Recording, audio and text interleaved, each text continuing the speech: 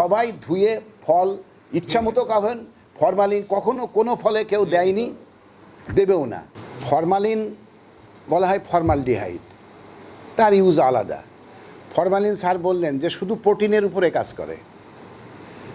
ফলে প্রোটিন থাকে 1%-এর নিচে, তাহলে ফলে কি কাজ করবে ফরমালিন? করবে না। এই জন্য ফলে কখনো ফরমালিন কেউ কখনো দেয়নি, দেবেও না। এটা যে সমস্ত ম্যাজিস্ট্রেট করেছে ওদের বললাম তো বিচারের আওতায় আনা উচিত। আবার বাতাসের ফরমালিন মাপার মেশিন দিয়ে ফরমালিন ফলের ভিতরে ঢুকিয়ে বলছে ফরমালিন আছে। Lily whip shea mystic glowing body wash, secret to ultimate glow.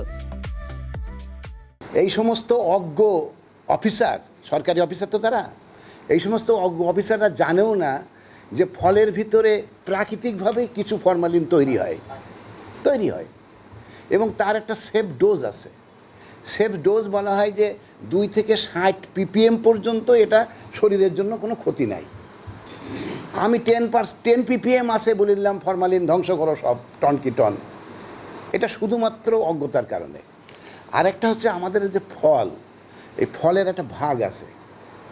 যে সমস্ত ফল পাকার পরে আবার পাকে, যেমন আম মিষ্টি না, যখন পারলেন রেখে দিলেন 5 দিন পরে ওটা মিষ্টি হলো, অর্থাৎ এটা এক ধরনের ফল।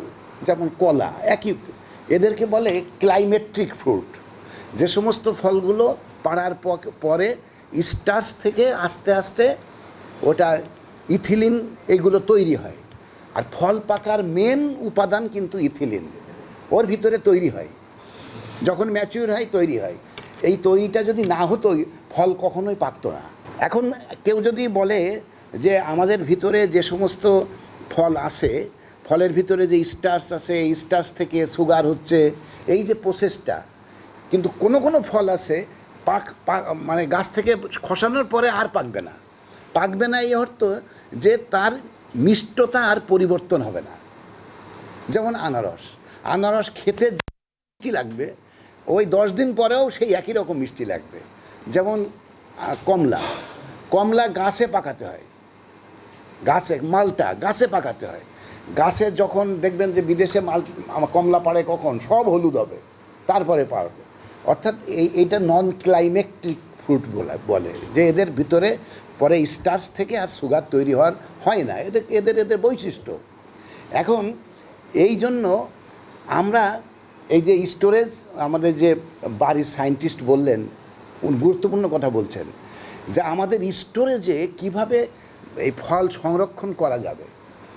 তাহলে আমরা যদি ওই ফলগুলোকে একটা গোডাউনের মধ্যে ঢুকিয়ে ওর ভিতরে অক্সিজেনটাকে আউট করতে পারি, অক্সিজেন তো থাকে একটা পার্সেন্টেজ, অক্সিজেনগুলো বের করে নিয়ে ওই খালি জায়গাটা নাইট্রোজেন অথবা কার্বন ডাইঅক্সাইড ঢুকিয়ে দিলাম, তাহলে ওই ফলগুলো কিন্তু ঘুমিয়ে গেল, ওর ভিতরে আর পরিবর্তনের যে সুযোগ আর আসলো না, অর্থাৎ রেসপিরেশনটাই স্টপ করা হলো।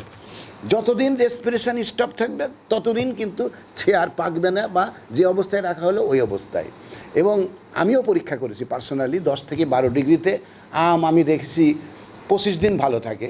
এই সোহেলের আম নিয়ে আমরা পরীক্ষা করেছি, সোহেলের আম নিয়ে আমরা প্রায় ওখানে 25-30 লক্ষ টাকার আম, না হ্যাঁ 24 সালে এটা আমরা পরীক্ষা করেছি যে হ্যাঁ আম কিন্তু 3 থেকে 4 সপ্তাহ ভালো রাখা যায় এই 10 থেকে 12 ডিগ্রিতে, এবং ওই চেম্বার থেকে অক্সিজেন বের করে কার্বন ডাইঅক্সাইড বা নাইট্রোজেন ঢুকিয়ে দিয়ে এটা অটোমেটিক একটা কন্ডিশনই আছে।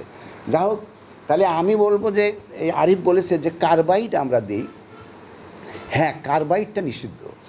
কার্বাইড এবং ইথিলিন, কার্বাইডটা যখন পানির সঙ্গে মেশে এটা হয়ে যায় অ্যাসিটিলিন, আর ইথিলিনটা আমরা ওই যে বলছেন না যে রাইপেন একটা জৈব একটা ইথাইল অ্যালকোহল ন্যাচারাল, যেটা ফলের ভিতরে তৈরি হয়। আমরা যদি কালকে আমার 1 লক্ষ কলা লাগবে, তা আমরা এই গোডাউনে 1 লক্ষ কলা ঢুকিয়ে আমরা যদি 500 ppm দিয়ে রেখে দিই, হেলথ হ্যাজার্ড যেখানে নাই, ওয়ার্ল্ড রিকমেন্ডেড ডোজে আমি আগামীকালকে সবাইকে 1 লক্ষ কলা সাপ্লাই দিতে পারবো।